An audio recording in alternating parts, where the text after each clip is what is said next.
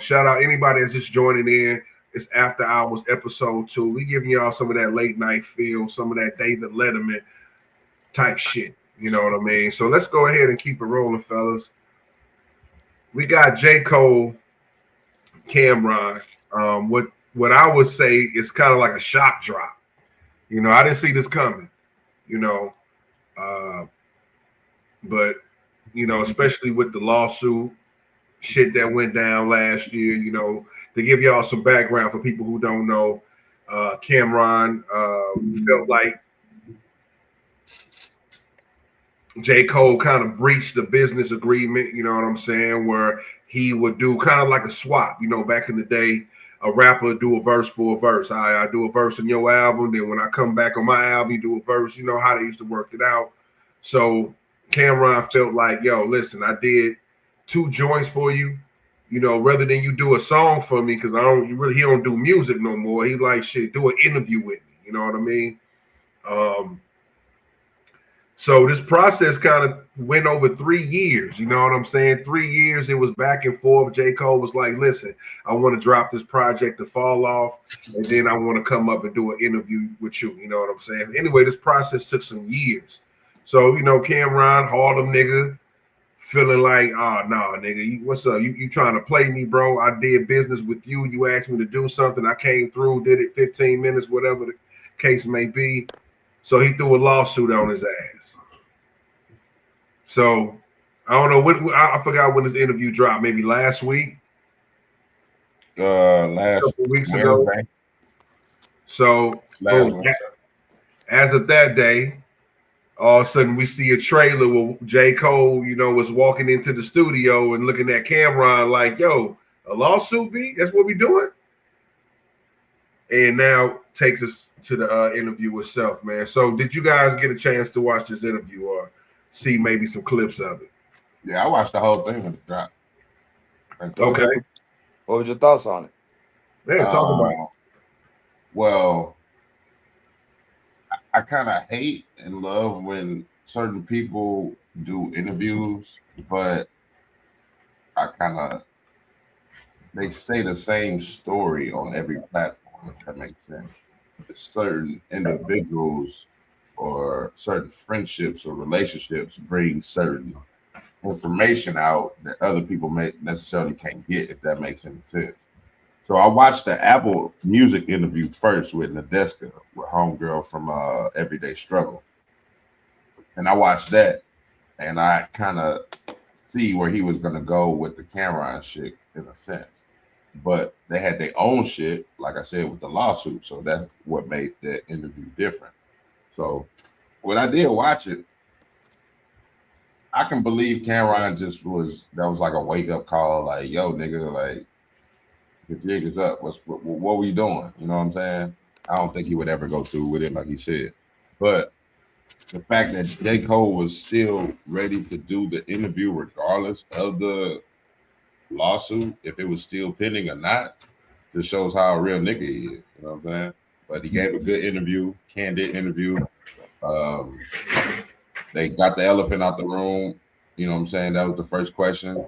You know what I'm saying? What's up with the lawsuit? Got into the Kendrick and Drake shit. And I found it kind of odd that he is friends with both of them. And he said he was cheering for Kendrick when he got his Grammys, had a hell of a year. But then again, on the same token, he's like, man, I hope Drake dropped Iceman and it's just the shit. So he's in a very conflicted position because I didn't even think like that. You know what I'm saying? I didn't know how cool he was with both parties. So he kind of gave more light to the apology and shit like that, and it kind of made sense. But overall, man, it was a great interview, and like I say, I still jam that album. The album is fucking classic. I wish I could go see one of his concert dates. It's not coming to the Louvre, but travel to go see it. But yeah, all in all, bro, good interview, great interview. Cam had to talk his shit, you know what I'm saying, make sure his presence was felt. But other than that, man, I think he got it all off on the table and he feels good with the decision that he made because that led to more songs. So if he would have put out a fall off, if it was when he said it was done, I don't think we would have got such a polished product. Because I didn't know he had songs with Kendrick that he was planning to put out on that motherfucker too. People didn't know about that, and that probably would have been crazy, bro. What? Them two on the song? You know what, bro? I feel like bro. So I'm done though. Yeah, that was my spiel. It was a great interview. Go ahead, Kim Folk. Go ahead, Kim Folk. Oh yeah, real quick. I think he should have still put out them songs with Kendrick. You know what I'm saying? Because I don't know, man. You know, it's all about at some point. You definitely got to give a fuck about your listeners. Just like you said, man.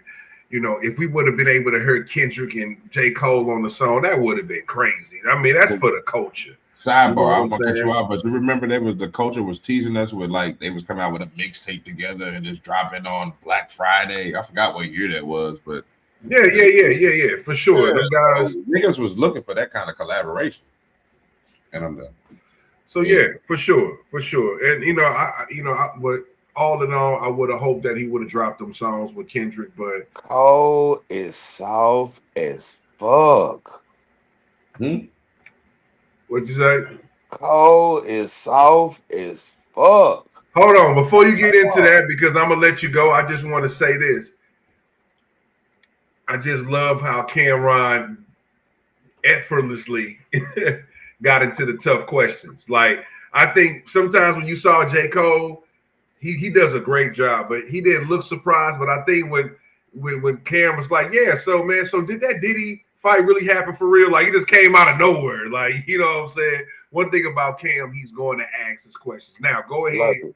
What's up? You was talking about Cole, soft as a motherfucker? No, but going back to what you were saying, I love how, you know what I'm saying, that's Cameron whole repertoire. He was like that in Paid in Full. That's just him. You know what I'm saying? He's a troller. You know what I'm saying? Right. Like, you know what I'm saying? You know, you tough, right? You gonna be all right. You gonna be good, Ace. You tough, right? You know what I'm saying? You know, like niggas get shot every day, B. You know, that's just, bro, that's demeanor. Ain't nigga, I love that. But just going back to Cole, yeah, Cole did, you know, he did a decent interview. It was all right, but just at the same time, bro, y'all cut for that soft ass nigga, bro. Y'all do. Y'all cut for that soft ass nigga, bro. That old, you know what I'm saying? Like, you know, J. Cole and Harmony ass nigga. Soft ass. You know what I'm saying? J. Cole and Harmony ass nigga. Okay. I love this nigga, bro. Like, you know what I'm saying? Like, it's good for the culture. You know, what Kendrick did was good for the culture. He said, I would have dropped them songs regardless. That nigga said, fuck a big three. Nigga, it's just big me. And I don't even like that nigga. But he hit that hoe. So I'm saying, going back to Kendrick, bro, going back to J. Cole, bro, it's hard for me to just listen to that soft ass nigga and an apologies, bro, because hip hop doesn't give apologies, bro. And y'all giving acceptance to his apologies. Y'all on y'all 2026 shit. And I gotta be honest with you, my nigga. You know what I'm saying? Your 90s and early 2000s, you would have not gone for this shit, my nigga, at all. You know what I'm saying? You let a nigga apologize in hip hop.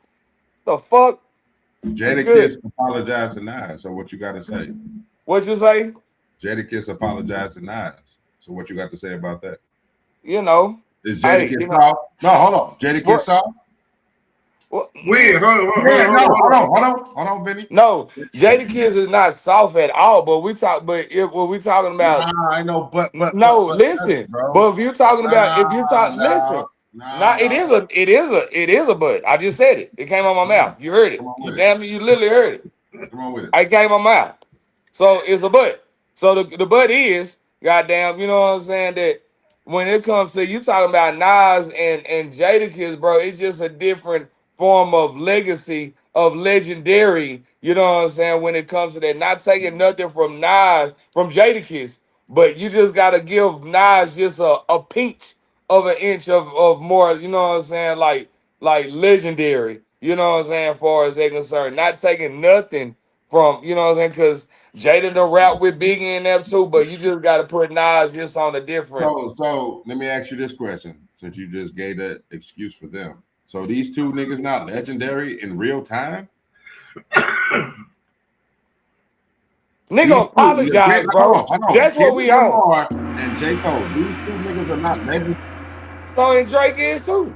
But we ain't talking about him. Too. But you know what I'm saying? But you know what I'm saying? Both of them, I mean, I would put, yeah, I mean, they cool. I wouldn't say legends. I wouldn't call them legendary just yet. You know what I'm saying? Kendrick is definitely, you know what I'm saying, making his mark and made a true historical mark for as the West Coast. And in time, he will be historical. But as a bro, you gotta understand when we talking about Kendrick, bro, you talking about a dinosaur that came back from Jurassic Park. Like if it wasn't for, you know what I'm saying, like that whole song with Drake and that whole situation, bro, we wouldn't have no like us and this, that, another. So you still would have been in Jurassic Park. So you got to stop there, bro. You still would have been jamming, you know what I'm saying, DNA. Like, cut the bullshit. Man, shut it out. Hold on. Listen, man. You talking heavy on some shit. You just because you don't listen to Kendrick Lamar, don't mean the nigga was quote unquote in Jurassic Park, my nigga. And that shit sounds stupid as a motherfucker. And this nigga won like mad Grammys, my nigga. Like, what is you saying? He got more than Drake. What else are we talking about? I'm happy that you feel that way. Doesn't matter. I'm just saying, what is we talking about? That's the goal, right? That's the goal, right? To touch the streets and get some accolades. This nigga got more than your man. So what are we talking about? Of the last few years because of the whole that, bro.